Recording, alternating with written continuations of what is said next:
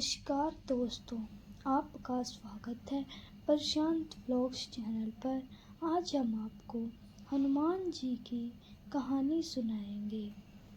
एक गरीब महिला थी जो हमेशा हनुमान जी की पूजा करती, उन्हें भोग लगाती और फिर खुद अन्न जल ग्रहण करती थी।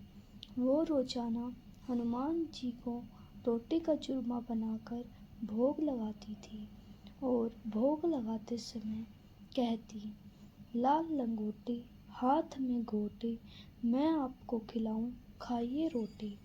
उसकी बचपन से यही दिनचर्या थी। जब उसके बेटे की शादी हुई तब तक तो सब ठीक था, लेकिन शादी के बाद एक दिन उसकी बहू ने उसे टोका और बोली, माताजी, घर में खाने को तो राशन नहीं है और आपको हनुमान जी को भोग लगाने की धुन सवार है। परंतु वह नहीं मानी। तब उसकी बहू ने गुस्से में आकर उसे कमरे में बंद कर दिया। वो महिला 6 दिनों तक उस कमरे में बंद रही। उधर एक दिन उसके बेटे की नौकरी छूट गई और वो लोग दाने दाने को मोहताज हो गए।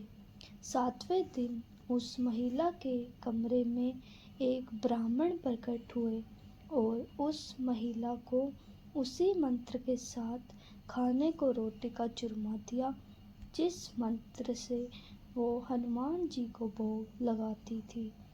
तब महिला ने खाने से मना कर दिया और वो बोली, आज तो आप खिला देंगे, कल कौन खिलाएगा, बाद में कौन खिलाएगा। तब वह ब्राह्मण बोले, मैं रोज आऊँगा तुम्हें भोजन कराने। तब महिला ने भोजन स्वीकार कर लिया। उस दिन उस महिला की बहू को सास का ध्यान आया। तब उसने कमरे में देखा कि महिला सकुशल थी और भोजन कर रही थी। यह देखकर बहू को बहुत गुस्सा आया और उसने ताना मारते हुए कहा, क्यों सासू माँ, अब मंदिर नहीं जाओगी, हनुमान जी को भोग नहीं लगाओगी।